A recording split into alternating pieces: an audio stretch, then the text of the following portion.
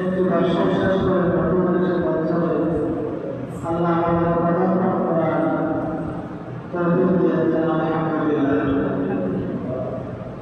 জিলহজ মাস আরবি মাসের সমাপনী মাস, মুহররম মাস শুরুর মাস।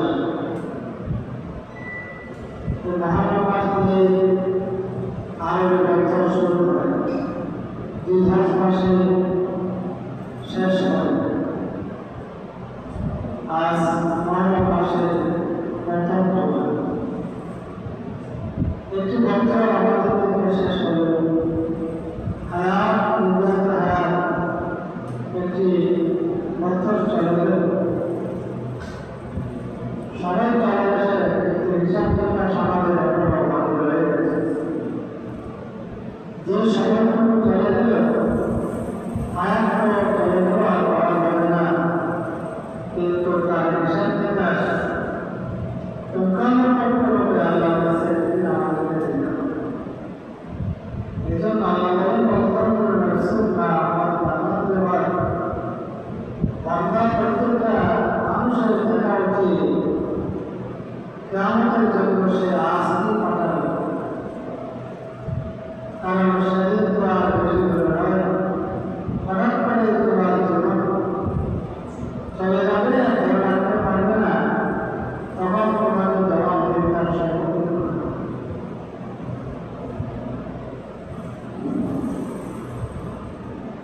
মুহররম মাস নতুন একটা বছর আমরা পদার্পণ করলাম। আলহামদুলিল্লাহ। এই মাসে অনেক কিছু বৈশিষ্ট্য রয়েছে, যে বৈশিষ্ট্যগুলো অন্য মাসে আমরা পাব না।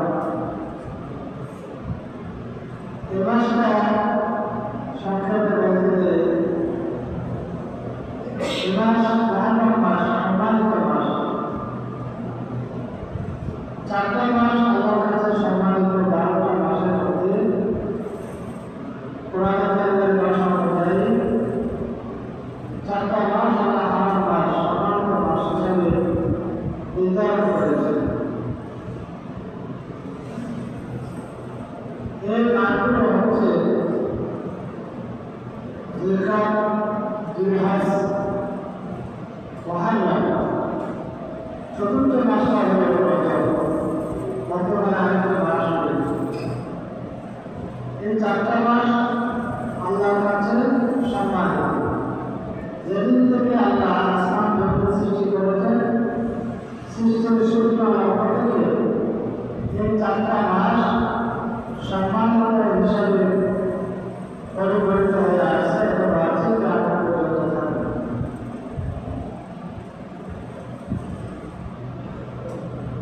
দ্বিতীয় নম্বর বৈশিষ্ট্য, এই মাসটাকে আল্লাহ রাসূল সাল্লাল্লাহু আলাইহি ওয়াসাল্লাম শাহরুল্লাহ, আল্লাহর মাস হিসেবে অভিহিত করেছেন। আল্লাহর মাসগুলো সব আল্লাহ, কিন্তু স্পেশালি মুহররম মাসটাকে আল্লাহ রাসূল শাহরুল্লাহ বলেছেন, আল্লাহর মাস বলেছেন। কারণ হল তার মধ্যে কিন্তু তাৎপর্য রয়েছে। আল্লাহর মধ্যে কোনো কিছু সম্পর্ক করার মধ্যে অনেক বস্তু বিষয় তার ব্যর্থতার সম্মান ফজিলত প্রচুর। আল্লাহ এমন কোনো কিছুকে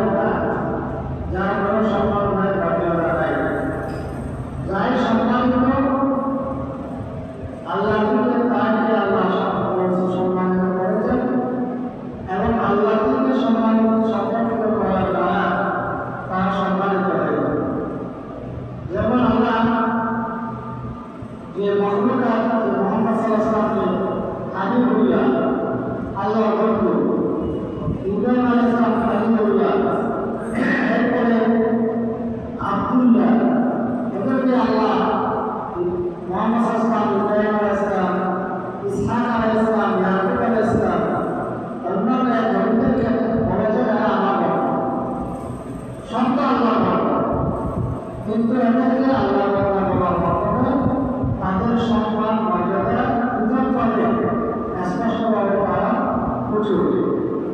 সেই হিসেবে সব মাস আল্লাহ, কিন্তু মহারম মাসকে আল্লাহর সাথে সম্পর্কিত করার কারণে মাসটার স্পেশাল একটা মর্যাদা, সম্মান স্পষ্ট হয়ে যায়।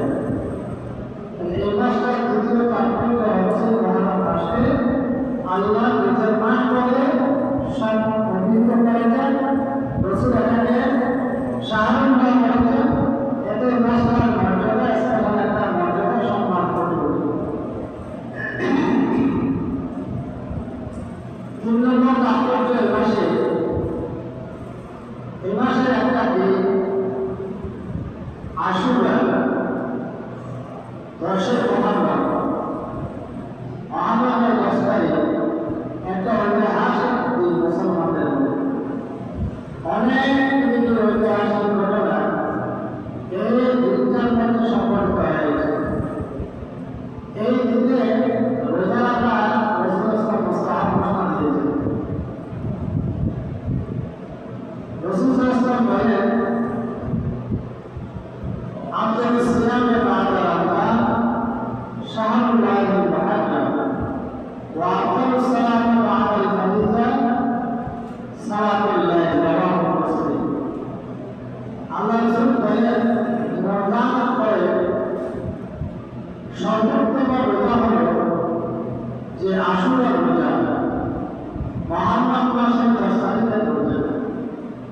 আর ফরজ নামাজের পরে সবচেয়ে মর্যাদাপূর্ণ নামাজ হচ্ছে তাহাজ্জুদের নামাজ।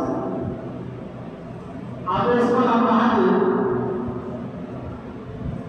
একজন বড় আলিম, তিনি তার সালফে সালেহ থেকে বর্ণনা করেন,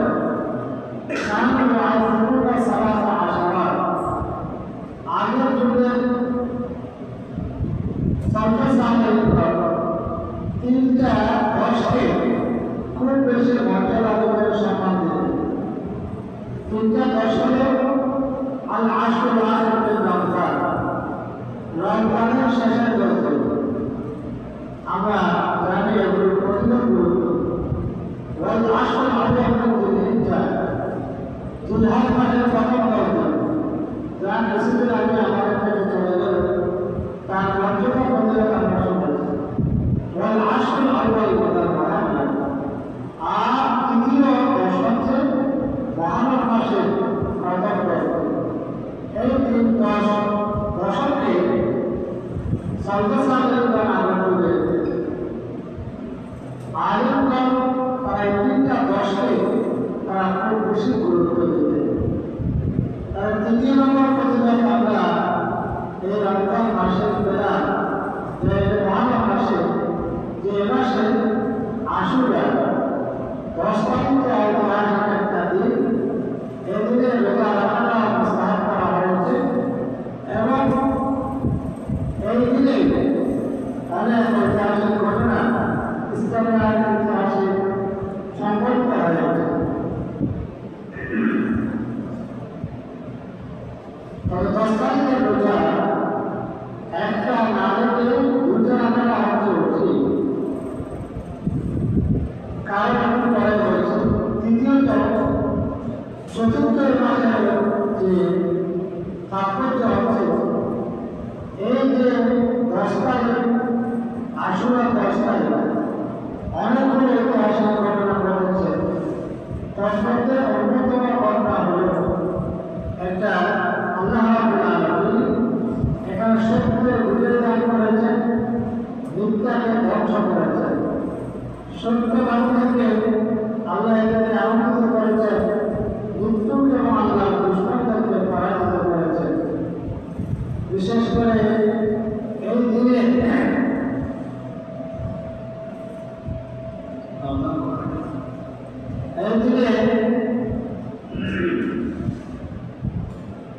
হযরত মুসা আলাইহিস সালামকে আল্লাহ ফেরাউনের অত্যাচার নির্যাতন থেকে আল্লাহ মুক্তি দিয়েছেন। সুবহানাল্লাহ।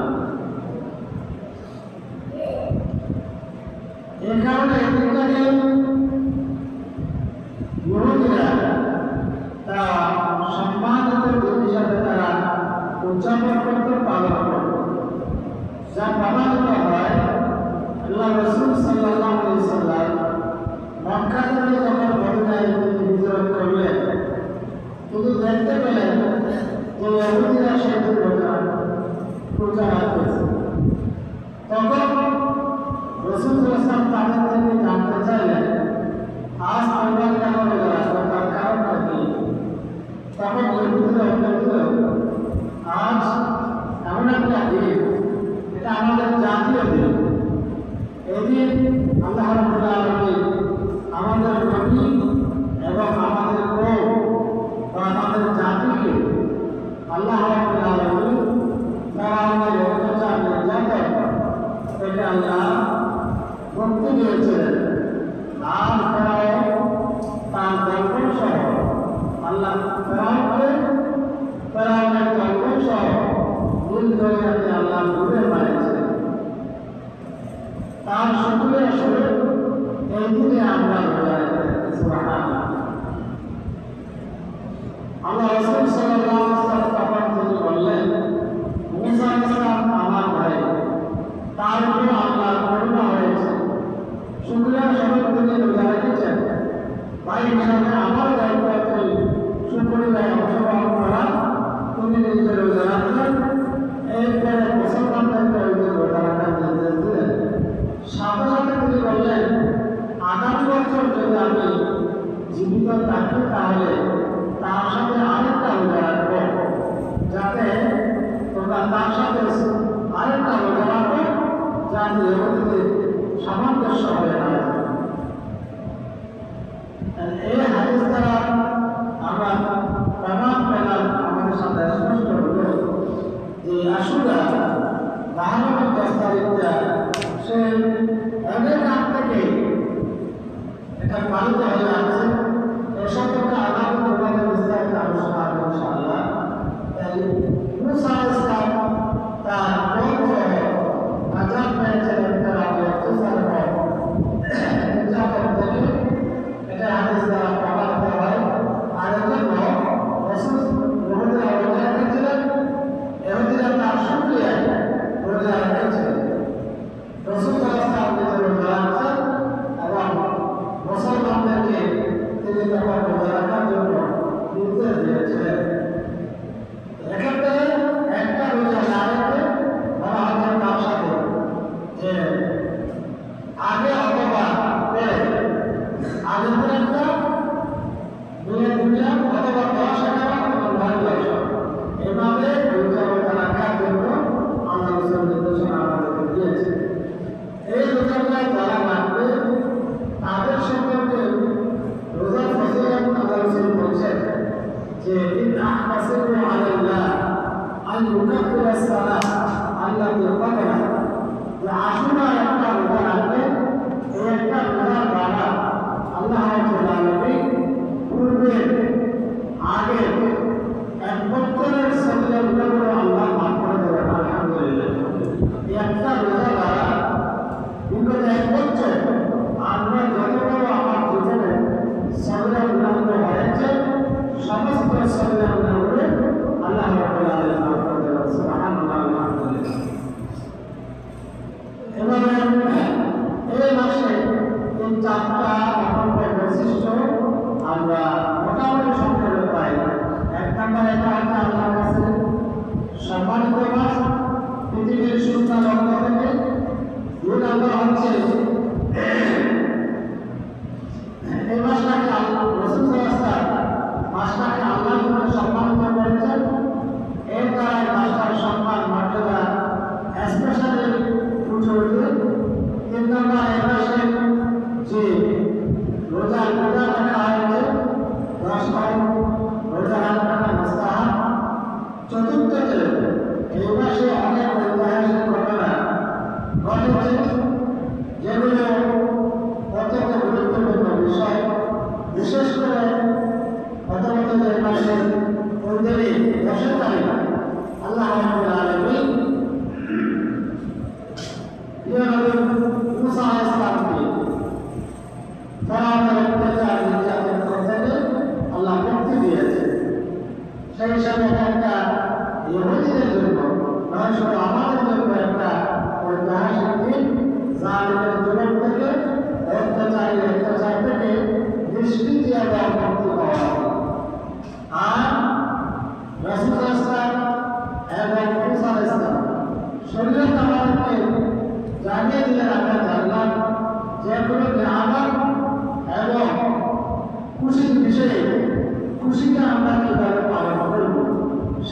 আমরা জানলাম যে আমরা আল্লাহর ইবাদত বন্দেগী করার মাধ্যমে আল্লাহর কাছে কায়মানো রাখে মুখে এবং অন্তরে কাজে কৃতজ্ঞতা প্রকাশ করার মাধ্যমে সেই নিয়ামতের শুকরিয়া হবে, আমরা আমাদের আনন্দ উল্লাসটা প্রকাশ করব।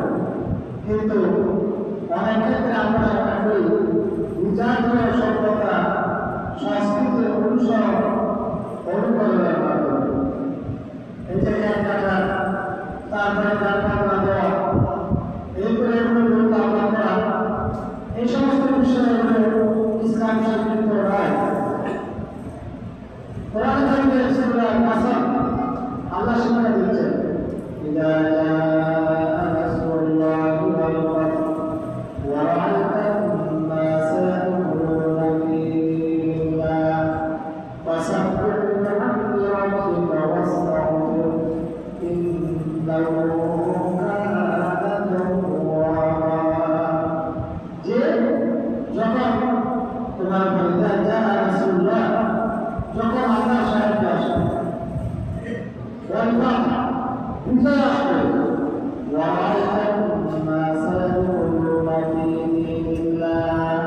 দেখবে লোকেরা আল্লাহ দিনের মধ্যে দলে দলে যোগদান করছে।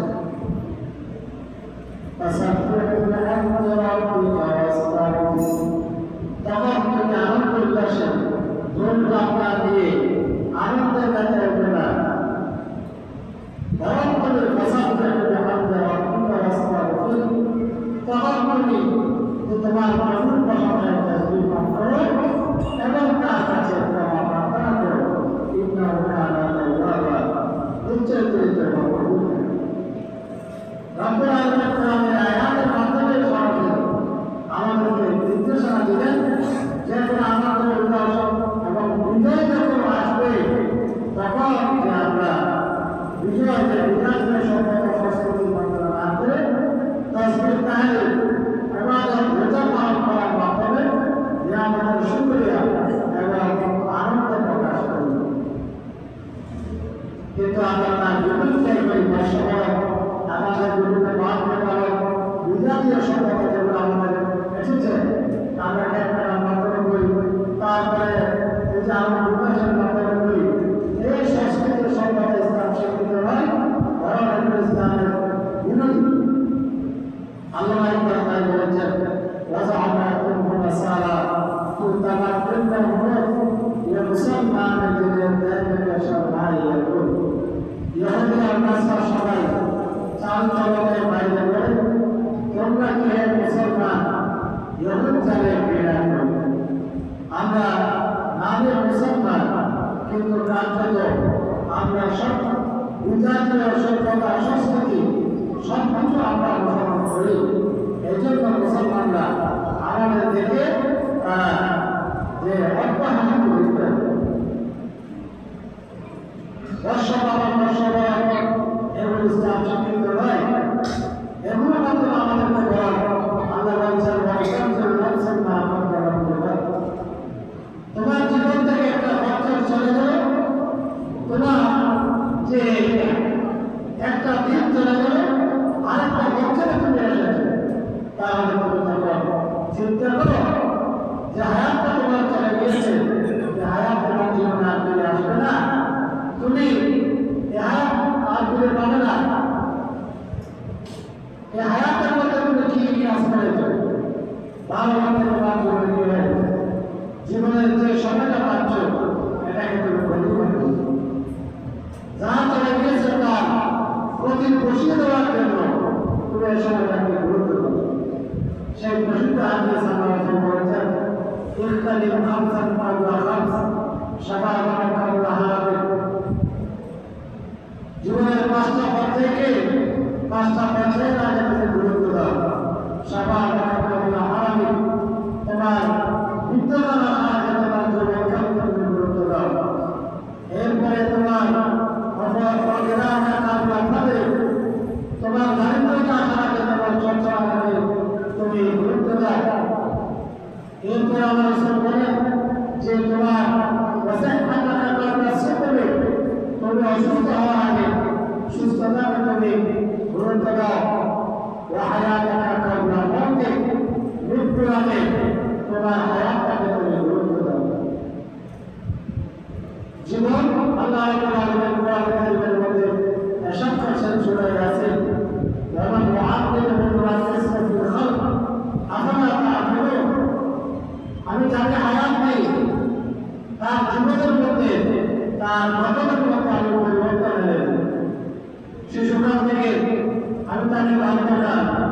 বান্ধবান থেকে তাকে যৌবনকাল, যৌবনকাল থেকে তাকে দীর্ঘকাল, তারপরে আমরা এরপরে আবার তাকে খবর দিয়েছে।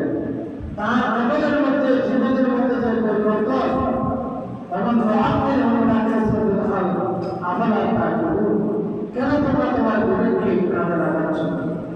সম্মানিত মুসলিমদের আরেকটি বছর হিসাবে আমাদের জীবন থেকে যে চারটা হায়াতের আরেকটা হায়াত এই বছর শেষ হয়ে গেল। এই হায়াত আর পাওয়া যাবে না। নতুন একটা বছরে আমরা পদার্পণ করেছি। এই হায়াতের উপরে আমরা মূল্যায়ন করে গড়ে করছি।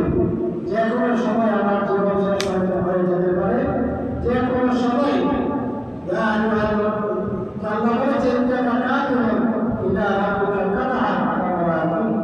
তুমি খুব দ্রুত তুমি চলে যাচ্ছ তোমার পক্ষ থেকে, তোমার প্রভুর সাথে তোমাকে খুব দ্রুত সাক্ষাৎ করতে হবে।